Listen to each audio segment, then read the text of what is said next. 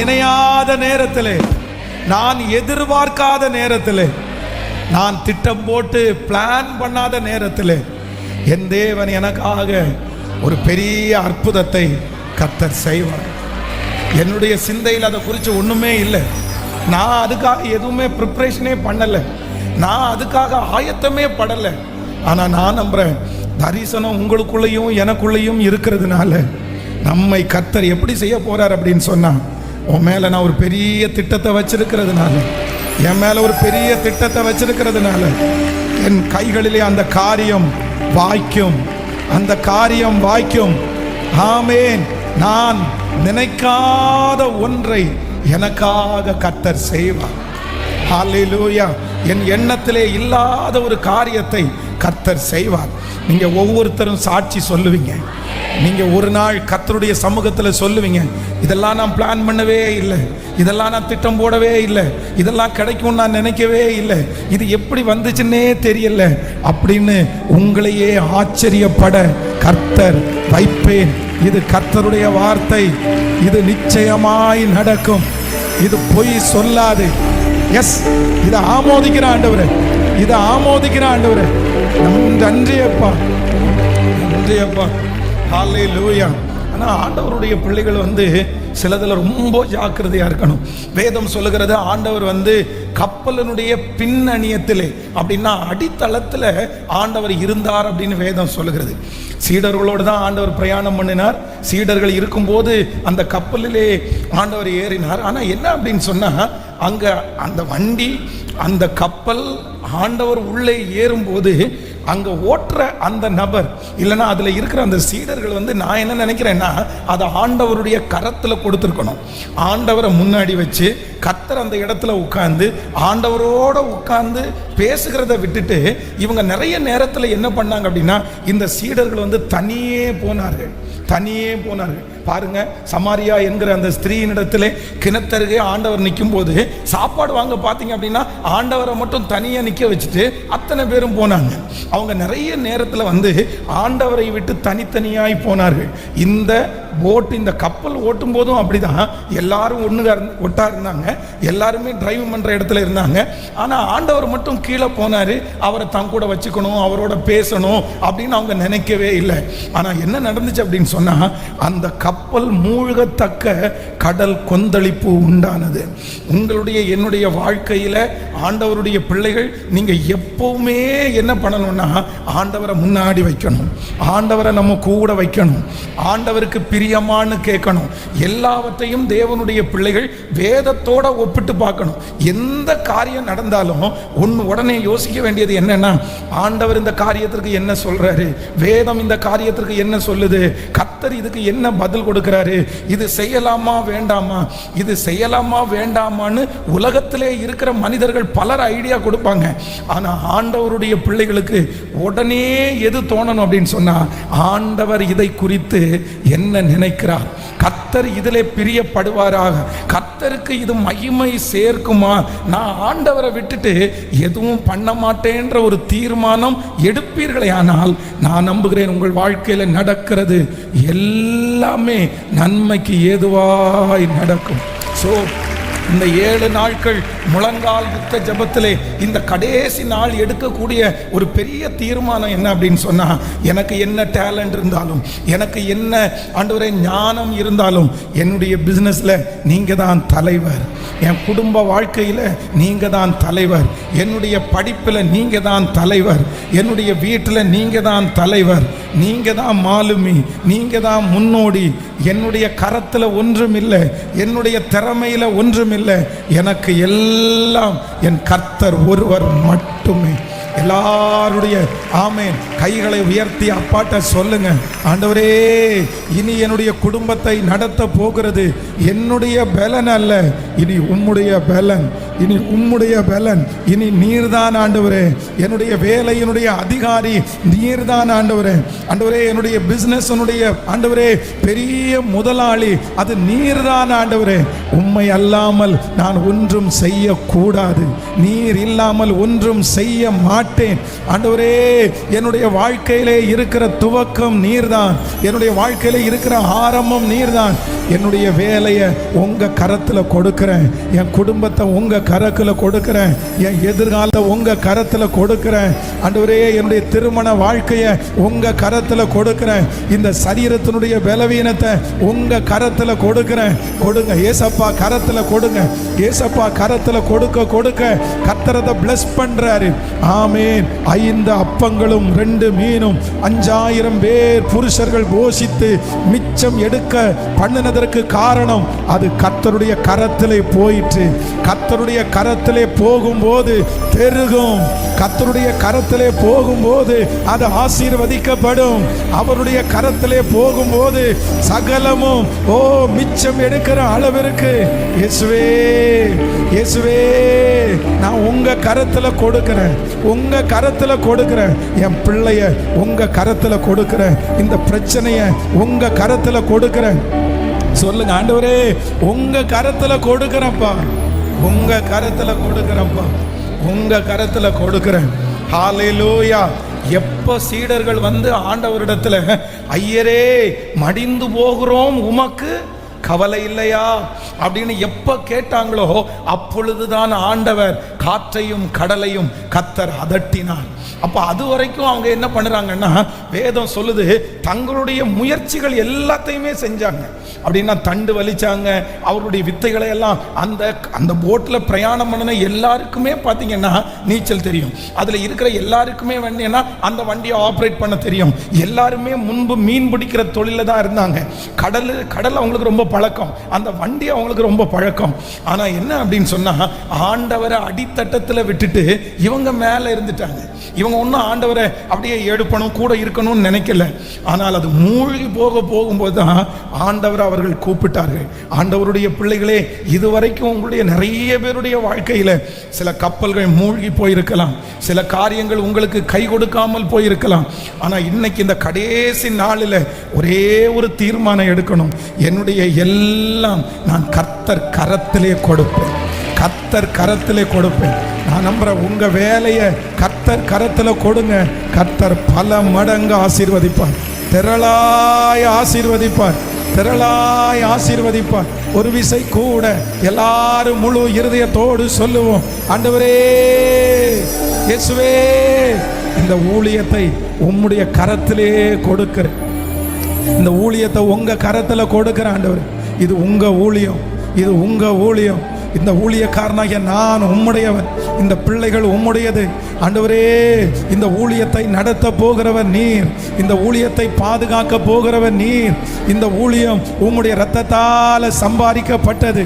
இதற்கு விரோதமாய் சத்துரு எழும்ப வேண்டாம், மனிதர்கள் எழும்ப வேண்டாம். கர்த்தரிடத்தில் சொல்லுங்க, ஆண்டவரே, இந்த குடும்பம் உம்மாலே உண்டானது. என் பிள்ளைய நீங்க தான் கொடுத்தீங்க ஆண்டவரே, என் பிள்ளைய நீங்க தான் கொடுத்தீங்க ஆண்டவரே. நீங்க கொடுத்த பிள்ளைய பாதுகாக்கிறது நீர் தான் ஆண்டவரே. சொல்லுங்க சொல்லுங்க சொல்லுங்க, அப்பா அப்பா, இயேசுவே, நீர் இரக்கம் செய்வீராக, நீர் இரக்கம் செய்வீராக, நீர் இரக்கம் செய்வீராக. என்னுடைய பிள்ளை அல்ல, அது உம்முடைய பிள்ளை. நீர் பாதுகாக்கிறதற்காய் நன்றி, பாதுகாக்கிறதற்காய் நன்றி. ஹல்லேலூயா. இந்த கொரோனா வியாதி வந்த நேரத்திலே ஒரு தகப்பனார் ஒரு சாட்சியை சொன்னார். அப்படின்னா அவருடைய மகள் மும்பையில், அவர் நாகர்கோவிலில் இருக்கிறாரு. அந்த பெண் அந்த மகள் மும்பையில் வேலைக்கு போன இடத்துல ஒரு இடத்துல மாட்டிட்டாங்க. அப்போ என்ன அப்படின்னா, தன்னுடைய அக்கா வீடு மும்பையில் இருக்குது. அவங்க கொரோனா டைமு தன்னுடைய வீட்டுக்கு வர முடியல, அதனால அவங்களுடைய அக்கா வீட்டுக்குள்ளே தங்கி இருக்கிறாங்க. அந்த அக்கா வீட்டினுடைய மேலே பார்த்தீங்க அப்படின்னா வாலிப பசங்க அந்த வீட்டில் மேலே குடியிருக்கிறாங்க. அப்போ இந்த பிள்ளை அங்கே உள்ளே போன உடனே அந்த அக்கா கொரோனாவில் படுத்துடுறாங்க. அப்போ தன்னுடைய தகப்பனாருக்கு ஃபோன் பண்ணி, அப்பா எனக்கு ரொம்ப பயமாக இருக்குது, என்ன பண்ணுறதுன்னே எனக்கு தெரியல, அந்த பசங்க எல்லாம் ஒரு சிலர் கீழே எழும்பி அப்படியே நடந்து போகும்போது வித்தியாசமாக பார்க்குறாங்க, அக்கா வேற படுத்த படுக்கையா இருக்கா, எனக்கு எப்படி இங்கிருந்து தப்பிக்கிறதுன்னு தெரியல, என்னால் வீட்டுக்கு வர முடியல அப்படின்னு. அப்போ அந்த தகப்பனார் தன்னுடைய வீட்டில் முழங்கால் படிட்டு ஆண்டவரிடத்தில் ஜெபம் பண்ணாராமா, ஆண்டவரே, என்னுடைய பிள்ளை வெளி தேசத்தில் இருக்கிறாங்க, இப்போ நான் அவளுக்கு பாதுகாக்க கொடுக்க முடியாது, ஆனால் அது என் பிள்ளை இல்லை, அது உங்க பிள்ளை. அந்த பிள்ளையின் மேல ஒரு ஸ்கிராட்ச் கூட படக்கூடாது, ஒரு மனுஷனுடைய பார்வையும் படக்கூடாது. உடனே அவருக்கு ஞாபகம் வந்துருச்சான். ஆதி ஆகமத்திலே வேதத்துல ஆபிரகாமனுடைய மனைவி அழகுள்ளவளா இருக்கிறாள் அப்படின்னு சொல்லி அந்த நாட்டினுடைய ராஜா தூக்கிட்டு போவாரு பாருங்க. ஆனா தூக்கிட்டு போய் தன்னுடைய வீட்டில் வைக்கும் போது ஆண்டவர் சொப்பனத்துல தோன்றி, நீ அழைப்பித்த ஸ்திரீ நிமித்தம் நீ செத்தாய், அவ இன்னொருத்தருடைய மனைவியா இருக்கிறாள், நீ எப்படி அவளை கூட்டிட்டு வரலாம் அப்படின்னு சொல்லி ஆபிரகாமனுடைய மனைவியை பாதுகாத்தார். ஆண்டவர் பாதுகாத்தீங்கல்ல, என் பிள்ளைய நீங்க பாதுகாருங்க. கிட்டத்தட்ட 3 months 3 மாதம் அந்த பிள்ளை தன்னுடைய வீட்டுக்கே வர முடியல. ஆனா 3 மாதம் வரைக்கும் எந்த மனிதருடைய கைகளும் படாமல் கர்த்தர் பாதுகாத்தார். அது அந்த அந்த அந்த கொரோனா டைம் முடிஞ்சதற்கு பிற்பாடு அவங்க சகோதரி சரியாயிட்டாங்க. அப்போ மேலே வீட்டில் இருந்த ஒரு நல்ல பையன், அந்த பையன் அடிக்கடி அந்த சிஸ்டர்கிட்ட பேசுவானா. அப்போ சொல்லும்போது அந்த பையன் சொன்னானாமா, அக்கா உங்களோட கடவுள் இருக்கிறாரு, உங்க அம்மா அப்பாவோட கடவுள் இருக்கிறாங்க, உங்க தங்கச்சி இங்க தனியா இருக்கும்போது என் ரூம்ல இருக்கிற பசங்க தண்ணி அடிச்சுட்டாங்க அப்படின்னு சொன்னா எப்ப பார்த்தாலும் தங்கச்சியை குறிச்சே பேசிட்டு இருப்பாங்க. அவனும் ஒரு நாள் திட்டம் போட்டு கண்டிப்பா நம்ம கை வச்சிடணும் அப்படின்னு எல்லாம் முயற்சி எடுத்தாங்க. ஆனா நான் நம்புறேன் அந்த பையங்களுடைய கரங்கள் உங்க தங்கச்சி மேல படாம இருக்கிறதுக்கு காரணம் கர்த்தர் பாதுகாப்பை கொடுத்தார். கர்த்தர் பாதுகாப்பை கொடுத்தார். நான் நம்புறேன் ஆண்டவருடைய பிள்ளைகளை நம்முடைய ஆசீர்வாதங்களை கொள்ளையாடணும்னு பிசாசு நினைப்பான், நம்முடைய குடும்பத்தை கொள்ளையாடணும்னு நினைப்பான். ஆனா கர்த்தருடைய கரத்திலே இருக்குமானால் கர்த்தர் ஒரு பெரிய வேலியை அடைத்திருப்பார். யோபுவையும் அவனை சுற்றி வேலி அடைத்திருந்த கர்த்தர் இன்றைக்கு நம்மை சுற்றி வேலி அடைப்பாராக. எல்லாரும் கர்த்தாவே என் குடும்பத்தை உங்க கையில கொடுக்கிறேன், எங்க மூத்த மகளை உங்க கையில கொடுக்கிறேன், மகனை உங்க கரத்துல கொடுக்கிறேன். எந்த இடத்துல இருந்தாலும் ஆண்டவரே அந்த தொழிலுக்கு ஒரு பாதுகாப்பு உண்டாகட்டும், அந்த குடும்பத்திற்கு ஒரு பாதுகாப்பு உண்டாகட்டும். இப்பொழுது தேவனால் போடப்படுகிற ஒரு அக்கினி, தேவனால் போடப்படுகிற ஒரு வேலி, தேவனால் போடப்படுகிற ஒரு பாதுகாப்பு, ஹல்லேலூயா, அந்த உழைப்பின் மேல், அந்த வருமானத்தின் மேல், அந்த வேலையின் மேல், ஹல்லேலூயா, எந்த மனுஷனுடைய கண்ணு அதன் மேல படுதோ இப்போ அவனுடைய சுடரொளி பட்டயம் அதை மூடட்டும் ஆண்டவரே, அந்த வீட்டின் மேல மூடட்டும் ஆண்டவரே. அவங்களுடைய கண்ணு படக்கூடாது, சத்துருடைய கண்ணு படக்கூடாது. மறைவு கட்டப்பட்ட நீரூற்று, மறைவு கட்டப்பட்ட நீரூற்று, மறைவு. ஹல்லேலூயா. இந்த 7வது நாள் கர்த்தர் சுற்றி ஒரு மதிலை கர்த்தர் போடுவாராக. நம்முடைய பிள்ளைகளை சுற்றி ஒரு மதிலை போடுவாராக. நம்முடைய பிசினஸை சுற்றி ஒரு மதிலை போடுவாராக. நிறைய மனிதர்கள் பொறாமையினால பார்ப்பாங்க பாருங்க. வேதத்துல தேவனுடைய மனுஷனாகிய அந்த யோபு ஆசீர்வதிக்கப்பட்டிருக்கிறத சத்ருவால பார்க்கவே முடியல பாருங்க. அவனுடைய கண்ணு ஆட்டோமேட்டிக்கலா போகுது. எப்படி நல்லா இருக்கிறான், எப்படி இவன் நல்லா இருந்துடலாம். நீங்க ஒரு நல்ல துணி உடுத்துனீங்கன்னா, நீங்க ஒரு நல்ல வாகனத்துல போனீங்கன்னா, நீங்க ஒரு நல்ல ஆசீர்வதிக்கப்பட்டீங்கன்னா உடனே மனுஷனுடைய கண்ணு என்ன பண்ணுது அப்படின்னா, இவன் எப்படி நல்லா இருக்கலாம், இவன் எப்படி நல்லா இருப்பான். அப்ப நிறைய பேருடைய பொறாமை நம்மேல் விழுகிறது. ஆனா நீங்க எப்படி ஜெபிக்கணும் அப்படின்னு சொன்னா அதை உங்களுடையதா எடுத்துக்கொள்ள கூடாது. நம்முடைய பிள்ளைகள் இல்லைன்னா உங்களுடைய ஏதாவது ஒண்ணு ரொம்ப அழகா அமையும் போது உடனே நமக்கு நாமே அது என்னுடையது அப்படின்னு சொல்ல தோணும். அந்த பிள்ளை என்னுடைய பிள்ளை, இந்த வாகனம் என்னுடையது, இந்த வேலை என்னுடையது.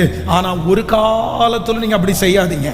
நீங்க எப்போ என்ன பண்ணணும் அப்படின்னு சொன்னா அவருடைய கரத்துல நீங்க கொடுக்கணும்.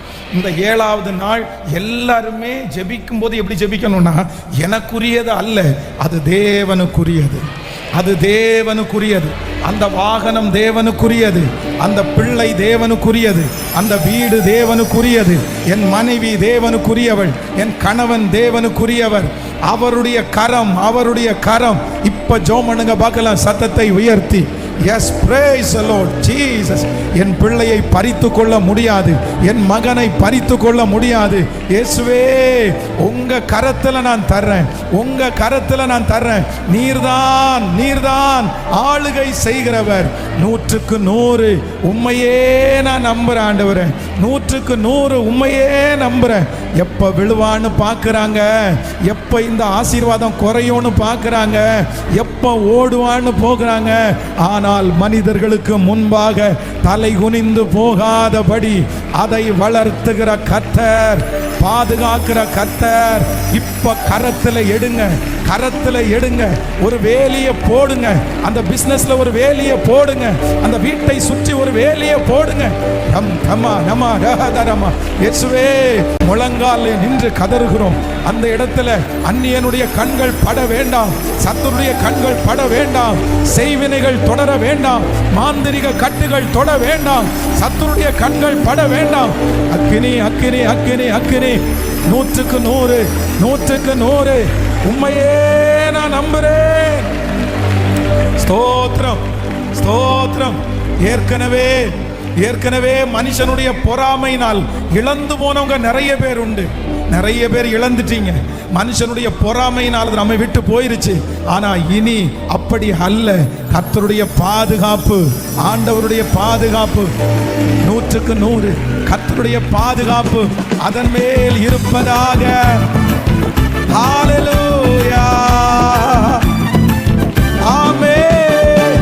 உம்மைத்தான் நான் நம்பி இருக்கேன், அற்புதங்கள் எனக்கு செய்யுங்கப்பா. உம்மைத்தான் நான் நம்பி இருக்கேன், அற்புதங்கள் எனக்கு செய்யுங்கப்பா. என் நம்பிக்கையே உமக்கு ஸ்தோத்திரம், புகலிடமே உமக்கு ஸ்தோத்திரம். நம்பிக்கையே உமக்கு ஸ்தோத்திரம், புகலிடமே உமக்கு ஸ்தோத்திரம்.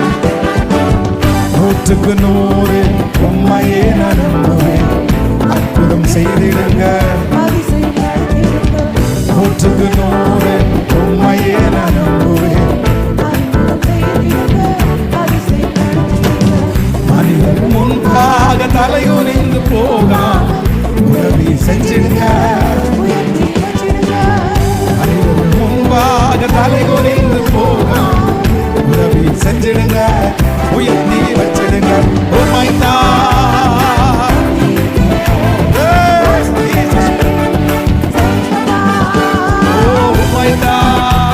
நான் நம்பி இருக்கேன், அற்புதங்கள் எனக்கு செய்யுங்கப்பா. உம்மைத்தான் நான் நம்பி இருக்கேன், அற்புதங்கள் எனக்கு செய்யுங்கப்பா. ஹல்லேலூயா, ஹல்லேலூயா. யோசேப்புக்கு அவருடைய தகப்பனார் பலவர்ண அங்கிய வாங்கி கொடுத்த உடனே அத்தனை பேருடைய கண்ணும் எது மேல போச்சு அப்படின்னா பலவர்ண அங்கி மேலதான் போச்சு. அப்ப ஆண்டவர் நம்ம எல்லாரையும் கர்த்தர் நம்புறாரு, நம்ம எல்லாரையும் கர்த்தர் நம்புறாரு. நம்ம ஒரு பெரிய ஜாதியாக்க போறார். நம்ம மேல ஆண்டவர் ஒரு பெரிய விஷனை கர்த்தர் வைக்க போறார். இந்த 7வது நாள் ஆண்டவர் தெளிவா வாக்கு கொடுத்தாரு. நீ எதிர்பார்த்திருக்கிறது மட்டும் இல்ல, உன் சிந்தனைக்குள்ள இருக்கிறது மட்டும் இல்ல, நீங்க திட்டம் பண்ணது மட்டும் இல்ல, உங்களுக்கு நேரிடு கொடுக்க போகிறது உன்னுடைய சிந்தனைக்கு அப்பாற்பட்டதை கர்த்தர் நமக்கு தருவேன் என்று வாக்கு கொடுத்தார். இது உண்மை, இது உண்மை, இது அப்படியே நடக்கும், இது அப்படியே நடக்கும், இது அப்படியே நடக்கும். நீங்க இந்த நாளை டேட்டு போட்டு நீங்க எழுதி வைங்க. கர்த்தர் பேசினார்னு எழுதி வைங்க. நான் இந்த முழங்கால் படியிடும் போது எனக்கு ஆணித்தரமாய் என் மனசுல இருக்குது. இங்க இருக்கிற ஒரு சிலரை கர்த்தர், ஆமென், நீங்க நினைக்காத, நீங்க அறியாத, உங்களுடைய சிந்தனைக்கே வராத ஒரு எட்டாத உயரத்தை, ஆமென், உங்களுடைய கற்பனைக்கு மிஞ்சி, உங்க தகுதிக்கு மிஞ்சி, உங்களுடைய திறமைகளுக்கு மிஞ்சி கர்த்தர் உங்களை நிச்சயமாய் ஒரு நாள் வைப்பார். நிச்சயமாய் அது நடக்கும், நிச்சயமாய் நடக்கும். ஆமோதிக்கிறவர்கள் ஆமென், ஆமென், ஆமென், ஆமென். சோ அப்படி ஆண்டவர் உங்களுக்கு தரும்போது என்ன பண்ணக்கூடாதுன்னா மனிதர்களுடைய கண்கள் படக்கூடாது. உங்களுக்கு சின்ன பிள்ளைகளா இருக்கிறாங்களா, அந்த சின்ன பிள்ளைகளுக்காக நீங்க டெய்லி ஜெபம் பண்ண வேண்டியது என்ன அப்படின்னா, ஆண்டவரே என்னுடைய பிள்ளைய உங்க கையில நான் தர்றேன் ஆண்டவரே, உங்க கையில தர்றேன் ஆண்டவரே. ஒரு தகப்பனாருடைய அந்தரங்கமான ஜெபம் 1000 கிலோமீட்டருக்கு அந்த பக்கத்துல இருந்து அப்பா ஜெபம் பண்ற ஜெபம் 1000 கிலோமீட்டருக்கு அந்த பக்கத்துல இருக்கிற பிள்ளைய பாதுகாக்கும். நம்முடைய ஜெபத்திற்கு 10 கிலோமீட்டரோ 20 கிலோமீட்டரோ அல்ல, நம்முடைய ஜெபம் பரலோகம் வரைக்கும் கடந்து போகும், பரலோகம் வரைக்கும் கடந்து போகும். ஜெபத்திற்கு அவ்வளவு வல்லமை இருக்கிறது, நம்முடைய ஜெபத்திற்கு அவ்வளவு வல்லமை இருக்கிறது. அதனால நீங்க எதை ஜெபம் பண்ணாலும் ஆண்டவர் கேட்பாரு. அப்ப ஆண்டவரே, இன்றைக்கு லாஸ்ட் நாள் உங்களை ஒப்பு கொடுக்குறேன். அந்த காரியத்தெல்லாம் யார் கரத்தில் கொடுக்கணும்னா கர்த்தர் கரத்தில், ஆண்டவருடைய கரத்தில் கொடுக்கும்போது அந்த வேலையை எனக்குரியதா எடுக்கக்கூடாது, அந்த வருமானத்தை எனக்குரியதா எடுக்கக்கூடாது, அந்த தொழிலை எனக்குரியதா எடுக்கக்கூடாது. எப்பொழுதுமே ஆண்டவருக்குரியதை நான் செய்வதற்கு கர்த்தர் ஒரு வாய்ப்பை தந்திருக்கிறார். பிள்ளைகள் எனக்குரிய பிள்ளைகள் அல்ல, இது கர்த்தருக்குரிய பிள்ளைகள். ஏதாவது வந்து கேட்டா என்ன சொல்லணும்? ஆண்டவர் உனக்கு என்ன சொல்றாரு அதை செய்ப்பா, ஆண்டவர் உன்னை நடத்துவாருப்பா, ஆண்டவர் உன்னை போஷிப்பாருப்பா, ஆண்டவரிடத்துல கேளுப்பா, ஆண்டவர் உன்னை உயர்த்துவாருப்பா. இப்படிதான் ஒரு தேவனுடைய பிள்ளை சொல்லணும். காரணம் என்னன்னா, ஆண்டவருக்குள்ள இருக்கிற வரைக்கும் நம்மை ஒன்றும் சேதப்படுத்தவே முடியாது, சேதப்படுத்தவே முடியாது. ஹல்லேலூயா. இப்ப பாட போறோம். நான் 100க்கு 100 உங்களை நான் நம்புறேன். நிச்சயமாய் இன்னைக்கு 3 காரியத்தை ஆண்டவர் வந்த உடனே பேசினார்.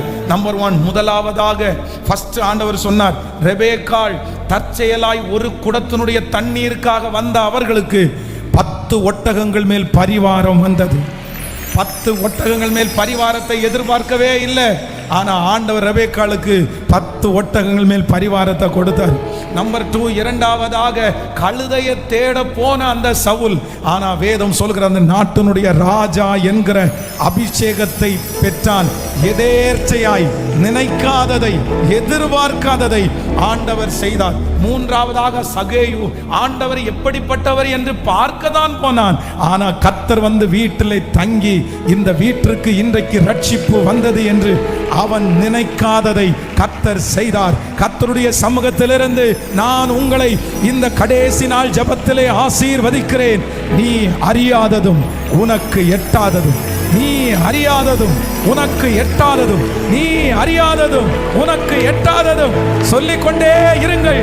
நான் அறியாததும் எனக்கு எட்டாததும், நான் அறியாததும் எனக்கு எட்டாததும், நான் அறியாததும் எனக்கு எட்டாததும் சாட்சி சொல்ல போகிறோம். என் பிள்ளை சாட்சி சொல்ல போகிறார்கள். இயேசுவே, உம்முடைய வார்த்தையை தீவிரமாய் நிறைவேற்றுவேன், தீவிரமாய் நிறைவேற்றுவேன். எதிர்பார்க்கவே இல்லை அப்படிப்பட்ட ஒரு குடும்பத்தோடு ஐக்கியம், அப்படிப்பட்ட ஒரு எதிர்காலம், அப்படிப்பட்ட ஒரு வேலை இப்பொழுது பரலோகத்திலிருந்து இந்த 7வது நாள் முழங்கால் யுத்த ஜெபத்திலே சாங்ஷன் பண்ணப்படட்டும், கையெழுத்து போடப்படட்டும், கையெழுத்து போடப்படட்டும். எங்க பிள்ளையினுடைய பேரிலே கையெழுத்து போடப்படட்டும். தேவ மகிமை, தேவ மகிமை, தேவ மகிமை. வல்லமை, வல்லமை, வல்லமை. சத்துருடைய கட்டுகள் உடைவதாக, சாப கட்டுகள் உடைவதாக, அக்கிரமத்தின் கட்டுகள் உடைவதாக, அந்த ஆசீர்வாதத்தினுடைய தடைகள் விலகுவதாக, பொத்தலான பைகள் மாறுவதாக. இப்போ ஒரு திறந்த வாசல், திறந்த வாசல், திறந்த வாசல், ஒருவரும் அடைக்க முடியாத ஒரு திறந்த வாசல். பாடுவோம் 100க்கு 100, 100க்கு 100 உம்மையே நான் நம்புவேன். எல்லாரும் சேர்ந்து ஹல்லேலூயா.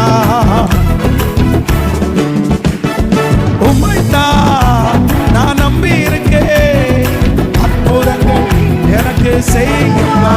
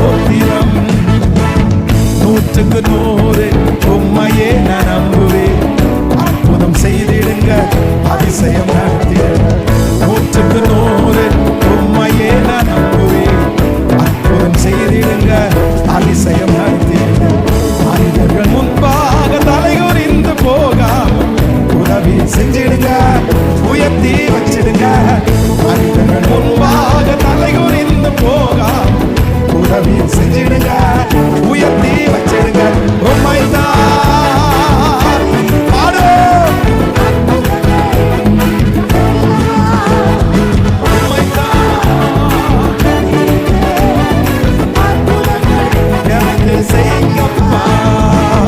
ஆராய்ந்து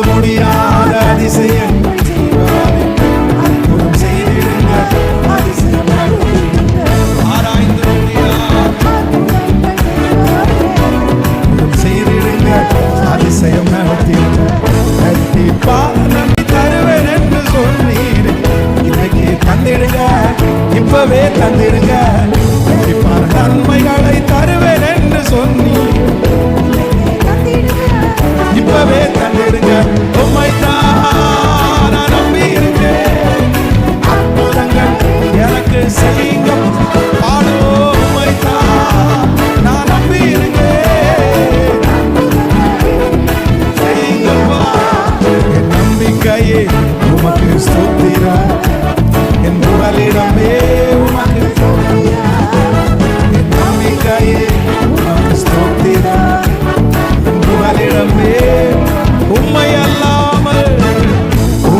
அல்லாமல் யார் என்னை உயர்த்தக்கூடும்? அற்புதம் செய்திடுங்க, அதிசயம் நடத்திடுங்க. உம்மை அல்லாமல் யார் என்னை உயர்த்தக்கூடும்? அற்புதம் செய்திடுங்க, அதிசயம் நடத்திடுங்க.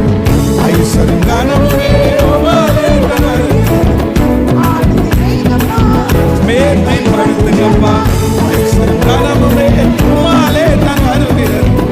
ஆளுமை செய்யுங்கப்பா, மேன்மைப்படுத்துங்கப்பா. உம்மைதான்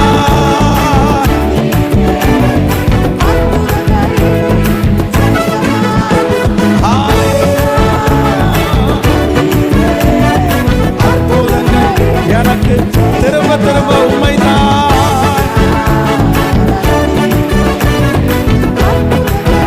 எனக்கு செய்யுங்கப்பா,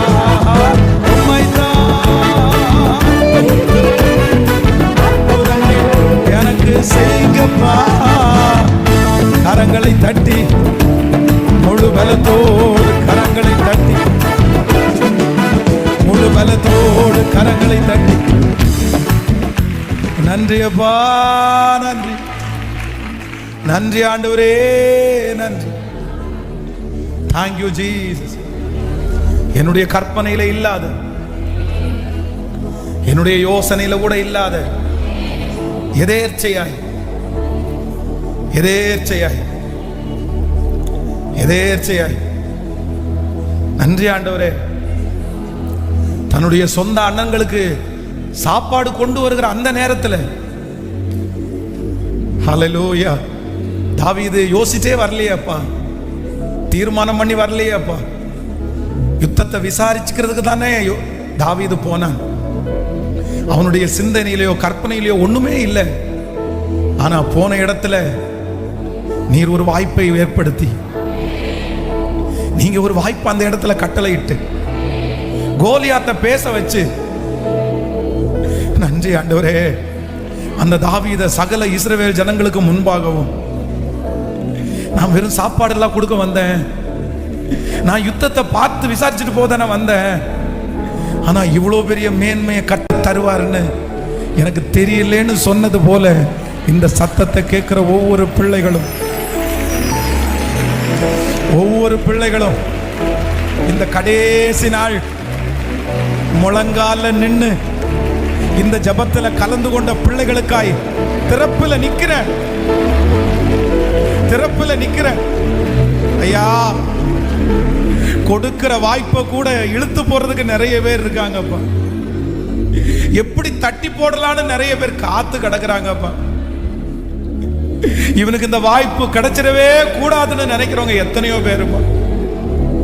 நாங்க உயர்ந்திர கூடாதுன்னு நினைக்கிறவங்க எத்தனையோ பேருப்பா. எங்க பிள்ளைகளுடைய துக்க செய்தியை கேட்கிறதற்கு எத்தனையோ பேருப்பா. Thank you Jesus. நீ இதுக்கெல்லாம் ஆசைப்படாத, நீ இதுக்கெல்லாம் ஆசைப்படாதேன்னு சொல்றவங்க தாப்பா நிறைய பேர். நீ எதுக்கு இதுக்கெல்லாம் ஆசைப்படுறேன்னு கேட்கிறவங்க தாப்பா நிறைய பேர். ஹல்லேலூயா, ஹல்லேலூயா. நீங்க வேதத்துல பயன்படுத்தின ஒரு பாத்திரத்தை கூட நாங்க திரும்பி பார்க்கும்போது அவங்க மனசுக்குள்ள அவ்வளவு பெரிய திட்டம் இல்லவே இல்லையேப்பா, அவ்வளவு பெரிய பிளான் இல்லவே இல்லையேப்பா. இதோ இங்க முழங்கால நிற்கிற பிள்ளைகளை பாருங்க, வாலிப தம்பி தங்கச்சிகளை பாருங்க. நிறைய பேருடைய இருதயத்துக்குள்ள எந்த திட்டமுமே இல்லை. நான் என்ன யோசிக்கிறதுன்னு கூட தெரியல. என்ன பிளான் பண்றதுன்னு கூட நிறைய பேருக்கு தெரியலப்பா. என்ன படிக்க போறேன், எந்த இடத்துல சேர போறேன், என்ன வேலை செய்ய போறேன், எங்க திருமணம் பண்ண போறேன், என் வாழ்க்கை எப்படி அமையும், இப்படிப்பட்ட நிறைய கேள்விக்குறியோட இன்றைக்கு முழங்கால் படியிட்டு இருக்கிற எங்களுக்கு தான் இந்த வார்த்தையை நீங்க கொடுக்குறீங்கன்னு நாங்க நம்புறோம் ஆண்டவரே, நம்புறோம் ஆண்டவரே. இப்போ இந்த 7வது நாள் உம்முடைய மகிமையோட கடந்து வந்து நீர் பேசுகிற வார்த்தையை உறுதிப்படுத்தி உறுதிப்படுத்தி உறுதிப்படுத்தி உனக்கு ஒன்று நடக்கும். நீ நினைக்காத ஒன்று உன்னை செய்வே. ஆமே, நீர் எதிர்பாராத ஒரு காரியம் உனக்கு நடக்கும். ஓ, கற்பனைக்கு எட்டாத ஒரு காரியத்தை நான் செய்வேன். இயேசுவே, தாவீதை அப்படி கொண்டு போனது போல இப்போ இந்த ஜெப தூபம், இந்த கடைசி நாள் ஜெப மேகமாய் உம்முடைய சமூகத்திலே வந்து எழும்பட்டும், எழும்பட்டும், எழும்பட்டும். காரியங்கள் கைகூடி வரட்டும். ஹalleluya, thank you Jesus. எகிப்தின் சம்பாத்தியம், எத்தியோப்பியாவின் வர்த்தக லாபம், நெடிய ஆட்களாகிய சபையரின் வர்த்தக லாபம் தாண்டி உன்னிடத்திற்கு வந்து உன்னுடையதாகும் என்று திருவிழம் பற்றின எங்கள் தேவனாகிய கர்த்தர், எங்கள் தேவனாகிய கர்த்தர். ஹalleluya. ஆண்டவர் நமக்கு செய்ய போகிறார். ஸோ இந்த கடைசி நாள் ஆண்டவர் கொடுக்கிற ப்ராமிஸ் கண்டிப்பா நிறைவேறும், கண்டிப்பா நிறைவேறும். ஆமென். வேதத்தை திறந்து ஒரு வசனத்தை வாசிக்கலாம். ஆதியாகமம் 48வது அதிகாரத்தினுடைய 13வது 14வது வசனத்தையும் 17வது 18வது வசனத்தையும் வாசிக்க போறோம். ஆதியாகமம் 48 13 14 17 18 வாசிக்கலாம். பின்பு யோசேப்பு அவ்விருவரையும் கொண்டு வந்து எப்ராயிமை தன் வலது கையினாலே இஸ்ரவேலின் இடது கைக்கு நேராகவும் மனாசையை தன் இடது கையினாலே இஸ்ரவேலின் வலது கைக்கு நேராகவும் விட்டான். அப்பொழுது இஸ்ரவேல் மனம் மாறிய தன் வலது கையை நீட்டி இளையவனாகிய எப்ராயிமுடைய தலையின் மேலும், மனாசை மூத்தவனாயிருந்தும் தன் இடது கையை மனாசையினுடைய தலையின் மேலும் வைத்தான். இப்பொழுது 17 18வது வசனத்தை வாசிக்கலாம். தகப்பன் தன் வலது கையை எப்ராயிமுடைய தலையின் மேல் வைத்ததை யோசேப்பு கண்டு அது தனக்கு பிரியமல்லாதபடியினால் எப்ராயிமுடைய தலையின் மேல் இருந்த தன் தகப்பனுடைய கையை மனாசையினுடைய தலையின் மேல் வைக்கும்படி எடுத்து, என் தகப்பனே, அப்படி அல்ல, இவன் மூத்தவன், இவனுடைய தலையின் மேல் உம்முடைய வலது கையை வைக்க வேண்டும் என்றான்.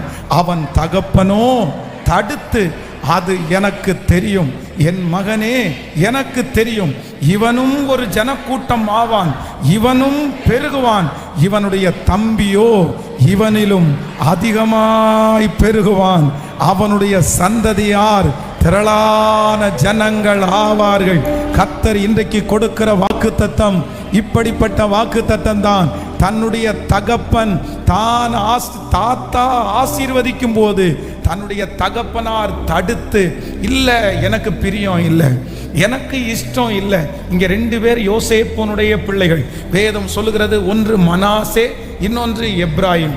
இவங்க 2 பேரும் என்ன அப்படின்னா யோசேப்புனுடைய பிள்ளைகளாய் இருந்தாலும் இவங்க யாக்கோபு என்ன சொல்றாரு அப்படின்னா, இந்த 2 பிள்ளைகளையும் ஃபர்ஸ்ட் பெத்தெடுத்த இந்த 2 பிள்ளைகளையும் எனக்கு நீ கொடுத்துரு, அவ்வளோதான், இந்த பிள்ளைகளை நான் வச்சுக்குவேன், அதற்கு பிறகு உனக்கு எத்தனை பிள்ளைங்க பிறக்கிறார்களோ அந்த பிள்ளைகள் தான் உனக்குரியது அப்படின்னு யாக்கோபு தன்னுடைய பிள்ளைகளோடு சேர்ந்து எப்ராயிமையும் மனாசையும் கூட வச்சுக்குவார். அதனால தான் இந்த 12 கோத்திரத்தில் பார்த்தீங்க அப்படின்னா இவங்க 2 பேருடைய பேரும் அங்கே இடம் பிடிக்கும். இப்போ இங்கே என்ன நடக்குது அப்படின்னு சொன்னால், எப்ராயிம் மனாசை இவங்க 2 பேரையும் தன்னுடைய தாத்தாவுக்கு கீழே யோசேப்பு கொண்டு போய் விடுறாரு. இவங்க 2 பேரும் தலை மேலே கையை வச்சு நீங்கள் அவங்கள பிளஸ் பண்ணுங்க அப்படின்னு, அவர் ரொம்ப வயது சென்றவராக இருக்கிறார். அந்த பிளஸ்ஸிங் அவங்களுக்கு வேணும்னு சொல்லும்போது வேதம் சொல்லுது, இவர் என்ன பண்றாருன்னா தன்னுடைய வலது கையை எப்ராயின் மேல வைக்கிறாரு, இடது கையை மனாசையின் மேல வைக்கிறாரு. அவங்க அப்பா பார்த்துட்டே இருக்கிறாரு, அவங்க அப்பாவுக்கு பிடிக்கல, உடனே அவருக்கு இஷ்டம் இல்லை. உடனே அவர் என்ன பண்றாருன்னா, இப்படி நீங்க செய்யக்கூடாது, நீங்க தப்பு பண்றீங்க, கையை மாத்தி வைங்கன்னு சொல்லி, அவருக்கு ரொம்ப கண்ணு தெரியல, அவர் ரொம்ப வயசானவர், சரி தெரியாம ஏதாவது வைக்கிறாரு போல தெரியுது அப்படின்னு சொல்லி தன் தன்னுடைய கையை எடுத்து வைக்கும்போது அவனுடைய தகப்பன் சொல்றாருன்னா, அப்படி அல்ல. இந்த பையன் சொல்றான், இவன் மூத்தவன், இவனுடைய தலையின் மேல் உம்முடைய வலது கையை வைக்க வேண்டும் என்றான். அவன் தகப்பனோ தடுத்து, அது எனக்கு தெரியும் என் மகனே, எனக்கு தெரியும், இவனும் ஒரு ஜனக்கூட்டம் ஆவான், இவனும் பெருகுவான், இவனுடைய தம்பியோ இவனிலும் அதிகமாய் பெருகுவான். கர்த்தர் இன்றைக்கு தீர்க்க தரிசனமாய் வாக்கு கொடுக்கிறார். எந்த தகப்பன், எந்த தாய் உங்க மேல இவன் ஆசீர்வதிக்கப்பட மாட்டான், இவன் ரெண்டாவது உள்ளவன், இவன் தான் வெற்றி அடைவான், இந்த பிள்ளை நல்லா வரும், ஆனா இந்த பிள்ளை சுமாரா தான் வரும், இந்த பிள்ளை ஒரு பெரிய காரியத்தை செய்வான், இந்த பிள்ளை ஒரு சின்ன காரியத்தை தான் செய்யும் அப்படின்னு யாரெல்லாம் நினைக்கிறார்களோ, கர்த்தர் வாக்கு கொடுக்கிறார், அவர்களுடைய நினைவை நான் மாற்றி, தகப்பனுடைய திட்டத்தை நான் மாற்றி, குடும்பத்தினுடைய திட்டத்தை நான் மாற்றி, ஆசிரியருடைய திட்டத்தை நான் மாற்றி, உங்களை சுற்றி இருக்கிற ஜனங்களுடைய திட்டத்தை மாற்றி, எப்ராயிமுடைய தலையின் மேல் அந்த ஆசீர்வாதத்தை கர்த்தர் வாக்கு கொடுக்கிறார். இவன் தம்பியோ இவனிலும் அதிகமாய் பெருகுவான். அந்த தம்பியோன்ற இடத்துல உங்க பேரை போட்டுக்குங்க, உங்க பேரை போட்டுக்குங்க. ஆண்டவர் தீர்க்க தரிசனமாய் வாக்கு கொடுக்கிறார். இல்ல, அவனை விட நான் உன்னை பெருக பண்ணுவேன், அந்த பிள்ளையை விட நான் உன்னை பெருக பண்ணுவேன். ஹalleluya, thank you Jesus, ஆமென். மனுஷனுடைய திட்டத்தின்படி ஆண்டவர் திட்டம் போடுவதில்லை, மனுஷனுடைய எண்ணத்தின்படி ஆண்டவர் எண்ணம் போடுவதில்லை. கர்த்தர் என்ன சொல்றாருன்னா, ஆகாது என்று தள்ளப்பட்ட கல்லை தலைக்கு மூளைக்கல்லாய் மாற்றுகிறவர், அவர் மூளைக்கு தலைக்கல்லாய் மாற்றுகிறவர். அது கர்த்தராலே ஆயிற்று. கண்களுக்கெல்லாம் இந்த சத்தத்தை கேட்கிற யாரோ ஒரு பிள்ளை ஒருவேளை அந்த மாதிரி ஒரு சூழ்நிலையிலே இருக்கலாம். உன்னை பார்த்து உங்க அம்மா சொல்லலாம், உன்னை பார்த்து உங்க அப்பா சொல்லலாம், சொந்தக்காரங்க சொல்லலாம், இவன் ஒன்றும் அவளை மாதிரி ஒரு சூட்டிப்பான ஆள் கிடையாது, இவன் ஒன்றும் அவனை மாதிரி ஒரு ஸ்பீடான ஆள் கிடையாது, எங்கே போனாலும் மக்கு சட்டி, எங்கே போனாலும் கீழே, எங்கே போனாலும் பின்னாடி. ஆனால் ஆண்டவர் இந்த இடத்துல என்ன வாக்கு கொடுக்கிறாருன்னா, இவனோ அவனிலும் அதிகமாய் அதிகமாய். நீங்க எந்த பிள்ளையை குறித்து ரொம்ப கவலைப்படுறீங்களோ, எந்த பிள்ளையை குறித்து ரொம்ப யோசிக்கிறீர்களோ, அவர்கள் வாழ்க்கை தான் செழிப்பாக அமைய போகுது. அப்படியே ஜெபம் பண்ணுங்க பார்க்கலாம். இந்த வார்த்தையை நான் நம்புறேன், இந்த வார்த்தையை நான் விசுவாசிக்கிறேன், இந்த வார்த்தையை நான் நம்புறேன், இந்த வார்த்தையை நான் விசுவாசிக்கிறேன். ஹalleluya. நம்பர் 1, ஆண்டவர் கொடுக்கிற முதல் ஆசீர்வாதம் என்ன அப்படின்னா, தன்னுடைய தகப்பனுடைய விருப்பத்தை தாண்டி நம்மளை பிளஸ் பண்ணுகிறவர் கர்த்தர். சொல்லுங்க, என் தகப்பனுடைய விருப்பத்தை தாண்டி என்னை பிளஸ் பண்ணுகிறவர் கர்த்தர். உங்க அப்பாவுடைய விருப்பத்தை தாண்டி உங்களை ஆசீர்வதிக்கிறவர் கர்த்தர். உங்க அம்மாவுடைய விருப்பத்தை தாண்டி உங்களை ஆசீர்வதிக்கிறவர் கர்த்தர். உங்க தலை மேல கையை வச்சு நீங்க சொல்லுங்க, எங்க அப்பாவுடைய விருப்பத்தை தாண்டி, எங்க அம்மாவுடைய விருப்பத்தை தாண்டி. வாலிப தங்கச்சி, உங்க அப்பாவுக்கு ஒரு விருப்பம் இருக்கலாம், உங்க அப்பாவுக்கு ஒரு விருப்பம் இருக்கலாம், உங்க அப்பாவுக்கு யாருடைய கையிலையாவது உன்னை பிடிச்சி கொடுத்தா போதும், பிடிச்சி கொடுத்தா போதும், சரி எப்படியாவது அவளுக்கு கல்யாணம் ஆனா போதும், எப்படியாவது அவள் குடும்பத்தை ஆரம்பிச்சா போதும், என்னால் வேற ஒன்றும் பண்ண முடியாது மகளே, வேற ஒன்றும் என்னால் செய்ய முடியாது மகனே, எனக்கு இருந்ததை வச்சு நான் செஞ்சுட்டேன், எனக்கு என்ன வேணுமோ அதை மட்டும்தான் எனக்கு கொடுத்துட்டேன், எனக்கு வேற ஒன்றும் உன்னை குறித்து யோசிக்க தெரியல, உன்னை குறித்து வேற ஒன்றும் என்னை யோசிக்க முடியாது. ஆனால் கர்த்தர் வாக்கு கொடுக்கிறார், ஆண்டவர் தான் வாக்கு கொடுக்கிறார். இல்லை இல்லை, உன் தகப்பனுடைய எண்ணம், உன் தகப்பனுடைய எண்ணம், என் பிள்ளை இப்படியாவது வரட்டுமே ஆண்டவரே, என் பிள்ளை இப்படியாவது வரட்டுமே, இந்த ஆசீர்வாதத்தாவது என் பிள்ளைக்கு கொடுங்களேன். ஆனால் ஆண்டவர் சொல்லுகிறார், இல்லை, உன் தகப்பனுடைய திட்டத்தை தாண்டி, உன் தகப்பனுடைய திட்டத்தை தாண்டி, இது எனக்கு தான், தலை மேல கையை வச்சு இது எனக்கு தான், எனக்கு தான். இப்பொழுது அந்த சரீரம், பலவீனமான சரீரம் பலன் அடைகிறது, ஞானம் இல்லாத அந்த பிள்ளைக்கு ஞானம் வருகிறது, அந்த பிள்ளைக்கு ஒரு திறந்த வாசலை கர்த்தர் தரப்போகிறார். ஓ ஹalleluya. சிஸ்டர், உங்க திட்டத்தை விட கர்த்தர் ஒரு பெரிய திட்டத்தை வைக்கிறார், திட்டத்தை வைக்கிறார். சொல்லுங்க, ஆமோதிக்கிறேன், அதை விரும்புகிற ஆண்டவரே, அதை ஆமோதிக்கிற ஆண்டவரே, ஆமோதிக்கிற ஆண்டவரே, ஆமோதிக்கிற ஆண்டவரே, ஆமோதிக்கிற ஆண்டவரே. ஹல்லேலூயா, ஹல்லேலூயா, ஹல்லேலூயா, ஹல்லேலூயா. Thank you Jesus, thank you Jesus. நிறைய தகப்பனாருடைய அங்கலாய்ப்பு ஆண்டவர் பார்க்கிறார், நிறைய தாயாருடைய அங்கலாய்ப்பு ஆண்டவர் பார்க்கிறார். பிரதர், மகிமையா நடக்கும் பிரதர், பிரதர் ஆச்சரியமா நடக்கும் பிரதர், சிஸ்டர் மகிமையா நடக்கும், சிஸ்டர் ஆச்சரியமா நடக்கும், ஆச்சரியமா நடக்கும். கர்த்தர் கொண்டு போவாரு, கர்த்தர் கையை பிடிப்பாரு. உன் பிள்ளைக்கு ஒரு திறந்த வாசலை கர்த்தர் வைப்பாரு, ஒரு உறுதியான இடத்துல வைப்பாரு. இல்ல இல்ல, அந்த பிள்ளைய குறிச்சு இனி கவலைப்பட வேண்டியது வராது, கவலை வேண்டியது வராது. நன்றியப்பா, நன்றியப்பா, நன்றி, நன்றியப்பா, நன்றி. அபதலரகதரலரமா, இந்த பிரசங்கத்தை ஒரு ஜெபமா நான் பண்றேன். ஆண்டவரே, என்னமோ எனக்கு இந்த வார்த்தையை சொல்ல சொல்ல என்ன ஆண்டவர் ஜெபிக்கும்படியா தான் ஏவற. நிறைய தகப்பனாருடைய திட்டம், நிறைய தாயாருடைய திட்டம். எனக்கு ஒண்ணுமே தெரியல பாஸ்டர், என் பிள்ளைய குறிச்சு என்ன பண்றேன்னு தெரியல.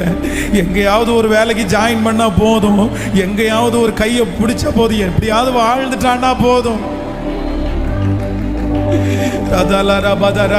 அந்த பிளஸிங் இப்பொழுது குடும்பத்தின் மேல இறங்குது. நிறைய பேருடைய திட்டத்தை கர்த்தர் இப்ப மாற்றிட்டே இருக்கிறார். அவன் தகப்பனோ, அது எனக்கு தெரியும், அது எனக்கு தெரியும், அது எனக்கு தெரியும். இவனும் ஒரு ஜன கூட்டம் ஆவான், இவனும் பெருகுவான். இவனுடைய தம்பியோ இவனிலும் அதிகமாய் பெருகுவான், இவனிலும் அதிகமாய் பெருகுவான். கைகளை தட்டி நம்புறோம். அலைகள் படகின் மேல் மோதியே ஆழ்த்தினாலும் கடல் மேல் நடந்து வந்து என்னை தேற்றுகிறதற்கு ஒருவர் இருக்கிறார், என்னை தேற்றுகிறதற்கு ஒருவர் இருக்கிறார். ஹல்லேலூயா. அவனுடைய தகப்பனாருடைய முடிவை மாற்றினவர் கர்த்தர், அவனுடைய எண்ணத்தை மாற்றினவர் கர்த்தர். இன்னொரு வசனத்தை கூட வாசிக்கலாம். Thank you Jesus. நியாயாதிபதிகளின் புஸ்தகம் 7ஆம் அதிகாரத்தினுடைய 24வது வசனத்தை 25வது வசனத்தை வாசிக்க போறோம். நியாயாதிபதிகள் 7ஆம் அதிகாரம் 24. கிதியோன் எப்ராயிம் மலை எங்கும் ஆட்களை அனுப்பி மீதியானியருக்கு விரோதமாய் இறங்கி பெத்பாரா இருக்கும் யோர்தான் மட்டும் வந்து அவர்களை முந்தி துறைகளை கட்டி கொள்ளுங்கள் என்று சொல்ல சொன்னார். அப்படியே எப்ராயிம் மனுஷர் எல்லாரும் கூடி பெத்தாப்பா இருக்கும் யோர்தான் மட்டும் வந்து துறைகளை கட்டி கொண்டார்கள். இன்னொரு வசனத்தை கூட வாசிக்கலாம். 48வது வசனத்தை வாசிக்கலாமா? ஸ்தோத்திரம். 6ஆம் அதிகாரம், அந்த நியாயாதிபதிகள் 6ஆம் அதிகாரம் 34, 35 வாசிப்போமா? 6ஆம் அதிகாரம் 34, 35. அப்பொழுது கர்த்தருடைய ஆவியானவர் கிதியோன் மேல் இறங்கினார். அவன் எக்காலம் ஊதி அபியேசாரை கூப்பிட்டு தனக்கு பின் செல்லும்படி செய்து மனாசே நாடெங்கும் ஸ்தானாதிபதிகளை அனுப்பி அவர்களையும் கூப்பிட்டு தனக்கு பின் செல்லும்படி செய்து ஆசேர், செபுலோன், நப்தலி நாடுகளிலும் ஆட்களை அனுப்பினார். அவர்களும் அவனுக்கு எதிர்கொண்டு வந்தார்கள். அப்பொழுது கிதியோன் தேவனை நோக்கி, தேவரீர் சொன்னபடி என் கையினாலே இஸ்ரவேலை ரட்சிக்க வேண்டுமானார். இப்போ 8ஆம் அதிகாரத்திற்கு வாங்க. நியாயாதிபதிகள் 8ஆம் அதிகாரம். ஆமென். 1வது வசனத்தை வாசிக்கலாம். 8ஆம் அதிகாரம் 1வது வசனம். அப்பொழுது எப்ராயிம் மனுஷர் அவனை நோக்கி, ஆமென்,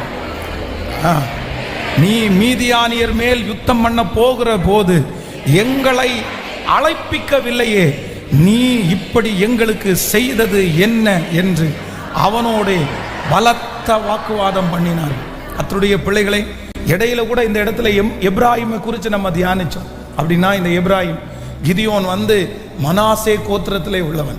பெரிய யுத்தத்திற்கு போகும்போது இவன் மனாசே கோத்திரம், நப்தலி கோத்திரம், இப்படிப்பட்டிருக்கிற எல்லா கோத்திரத்திற்கும் முக்கியத்துவப்படுத்திட்டு இந்த எப்ராயிம் என்கிற இந்த கோத்திரத்தை கூப்பிடாம, அவ்வளோதான், அழைக்கப்படாம, ஆனால் அந்த லாஸ்ட் மினிட்ல எப்ராயிம் கோத்திரம் வந்து இல்லை, என்னுடைய சகோதரன் நீ தோற்று போகிறத நாங்கள் பார்க்க முடியாதுன்னு சொல்லி அவர்களுக்கு முன்பாகவே போய் ஒரு பெரிய வெற்றியை அடைந்து பின்னாடி திரும்பி வரும்போது கிதியோன் வந்து, நான் தெரியாமல் உங்களை அப்படி பண்ணிட்டேன், நான் அப்படி பண்ணிடக்கூடாது. இந்த இடத்துல பார்த்தீங்கன்னா 8வது அதிகாரத்தில் நீங்கள் எங்களை கூப்பிடல அப்படின்னு அவனோடு அவர்கள் அந்த யுத்தத்தை முடிச்சுட்டு வந்ததுக்கு பிற்பாடு ஒரு பெரிய வாக்குவாதம் பண்ணினார்கள்.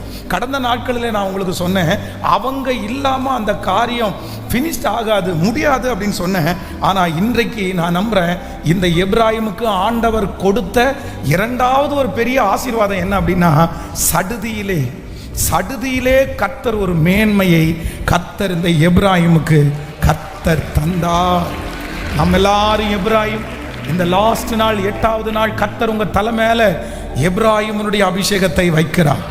எப்படி யாக்கோபு தன்னுடைய கையை எடுத்து எப்ராயிமுடைய தலையின் மேல் கை வைத்து, எனக்கு தெரியும் இவன் பெரிய ஜாதி ஆவான் என்று சொன்னாரோ, அதே போல ஆண்டவராகிய தேவனாகிய கர்த்தர் உங்க ஒவ்வொருத்தருடைய தலையின் மேலும் கைகளை வைத்து, நீ எப்ராயிம், நீ முந்திக் கொள்ளுகிறவன் மட்டுமல்ல, நீ இருக்கும்போது வெற்றி அடைகிறவன் மட்டுமல்ல, கர்த்தர் வாக்கு கொடுக்கிறார், எல்லாரும் கடினமாய் பெறுகிற வெற்றியை, எல்லாரும் தாமதமாய் பெறுகிற வெற்றியை, எல்லாரும் காத்திருந்து பெறுகிற வெற்றியை கர்த்தர் வாக்கு கொடுக்கிறார். இந்த கூட்டத்துக்கு பிற்பாடு சில வெற்றிகள் சடுதியிலே வரும், சில உயர்வுகள் சடுதியிலே வரும், சில மேன்மைகள் சடுதியிலே வரும். இதற்கு பிறகு கர்த்தர் வாக்கு கொடுக்கிறார், நீங்களும் நானும் சடுதியிலே சில வாசல்கள் நமக்காய் திறக்கும், சில கதவுகள் நமக்காய் திறக்கும்.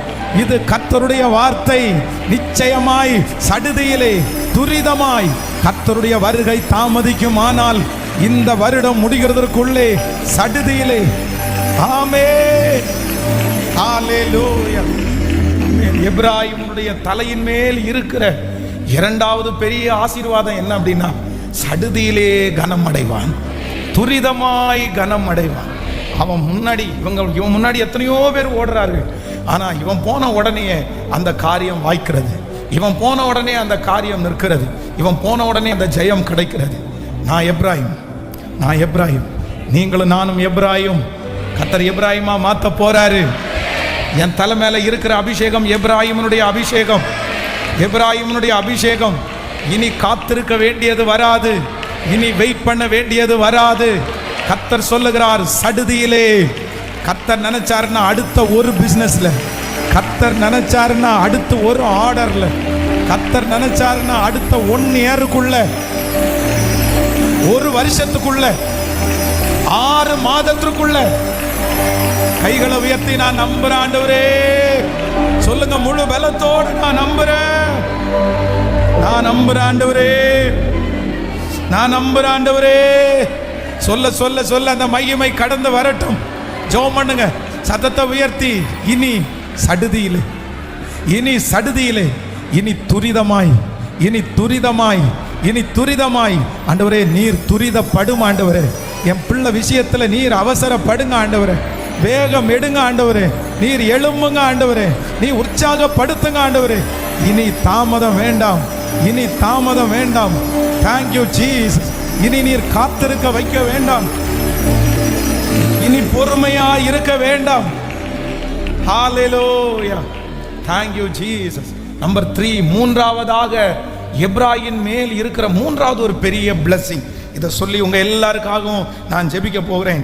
எண்ணாகமம் 13ஆம் அதிகாரத்தில், எண்ணாகமம் 13ஆம் அதிகாரம் 8வது வசனத்தையும் 16வது வசனத்தையும் நாம் வாசிக்க போகிறோம். ஆமென், ஹல்லேலூயா. எண்ணாகமம் 13ஆம் அதிகாரம் 8வது வசனத்தையும் 16வது வசனத்தையும். எப்ராயிம் கோத்திரத்தில் நூனின் குமாரன் ஓசேயா. அடுத்த 9வது பென்யமீன் கோத்திரத்தில் ரஃப்வின் குமாரன் பல்தி. நீங்க அப்படியே 16வது வசனத்தை வாசிக்கலாம். 13வது, தேசத்தை சுற்றி பார்க்கும்படி மோசே அனுப்பின மனிதரில் நாமங்களாவன இவைகளே: நூனின் குமாரனாகிய ஓசையாவுக்கு ஜோஷுவா என்னும் மோசே பேரிட்டிருந்தான். ஹல்லேலூயா. நல்லா கவனிச்சுக்குங்க.